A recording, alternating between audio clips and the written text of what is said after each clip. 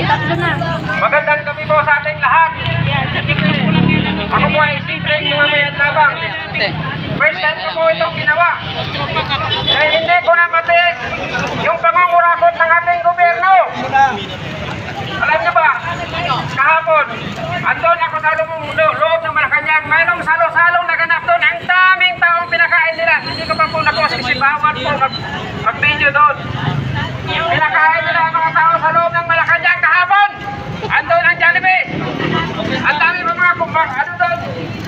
Libre pagkain doon sa loob ng Malacanang. Samantalang ang taong sa labas, ang daming nagugutom.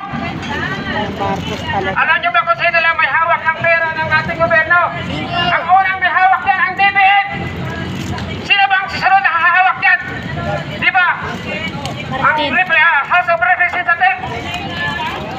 Sila yung nagtatapyap ng ating pundo ng ating bayan. At ang pangatlo, ang buhay perma niyan, ang putang inang presidente natin na walang buwis ka! Ikaw, BBM, birthday mo ngayon!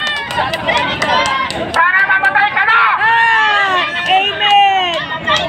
Yung mga congressman ng mga buhaya, huwag niyong antayin na mga taong bayan nakakaladkad sa inyo at itapon kayo sa ilog Pasig para maramdaman ninyo ang mga bulat na kakain ng ating kababayan nilulunod sa baha! Ikaw, BBM! Ikaw ang pasimulo ng lahat! Pinuto ka namin at pinagsisihan ko yun! Putang ina ka! Aray! Nagbigay ka ng mga pinay sa Mindanao, dahil sa Mindanao ko! Anong nangyari sa mga pinay binigay mo? Namula lahat ng palay dahil basura ang binigay mo sa mga tao! Bastos na! Bastos! Yan yung talagang hindi nakahirap. Wala kang kwenta! Ginamit mo ang flood control para nakawa ng buong pagbabayan ng Pilipino!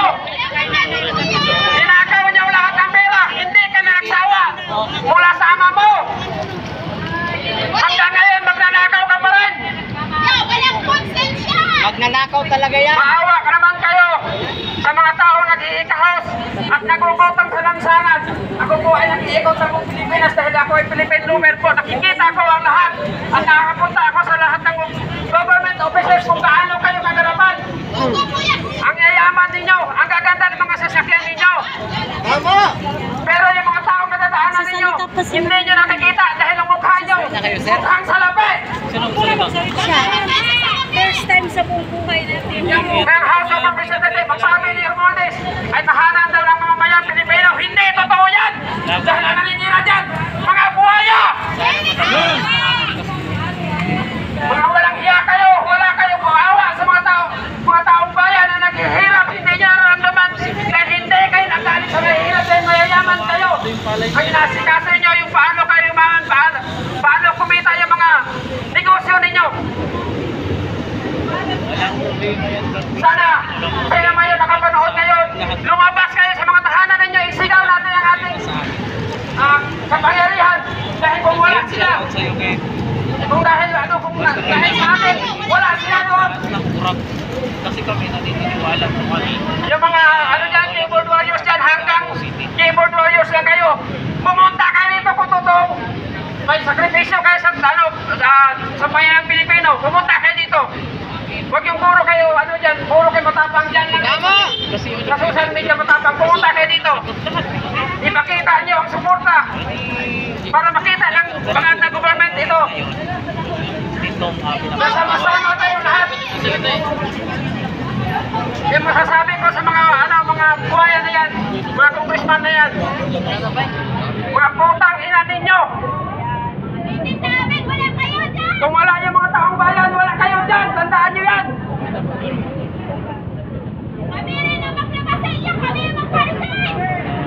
Huwag niyong antayin ang taong bayan na pupuntahan kayo dyan sa Malacanang at sa House of Representatives para hilahin kayo papunta sa Pasig Ilog. Tandaan nyo yan. Hindi ako natatakot sa'yo, Martin Romualdez. Hindi ako natatakot sa'yo, Bongbong Bangat. Lahat may katapusan! Lahat may katapusan! Kung ano pa man ngayon, dahil sa amin yan, dahil sa taong bayan yan. Walang utang na loob! Pag nagamit ka, wala kang utang na loob.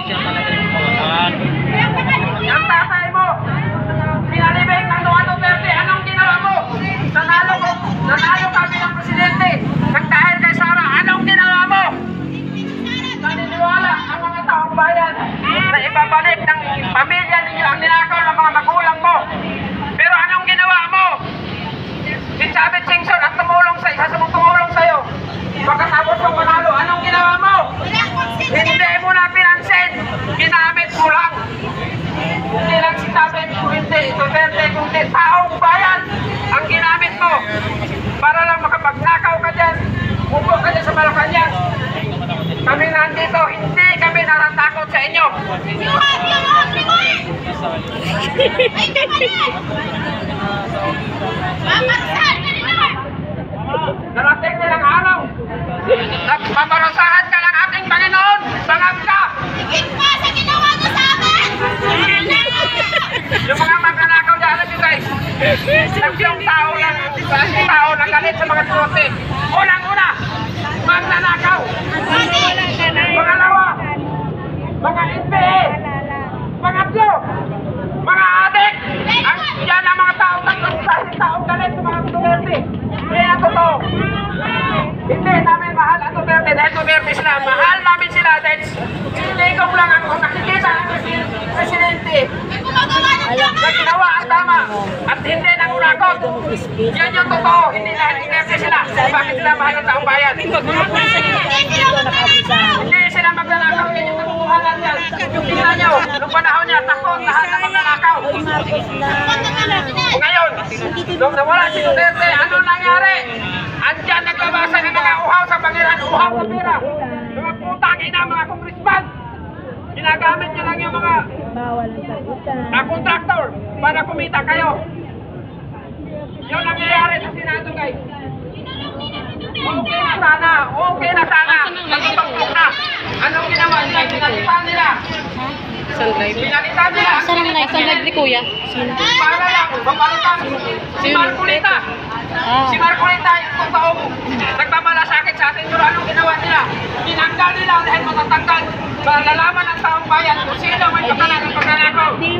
Dito sa ating bayan. Walang problema yun, Marcos. Marcos Si daw lang Romualdez lang. magaling. At saka si Marcos. Ang ginamit nila ay si Saldico. At ang kwaya. Yan yung mga katotohanan. Kaya yung mga keyboard warriors dyan, hanggang dyan lang kayo. Huwag na kayong gumalaw. Matigasan na yung mga daliri ninyo dyan, mga putang ina kayo. Mapagyarihan kayo, pero mas may mataas pa sa inyo. Hindi na sa taas. Amen!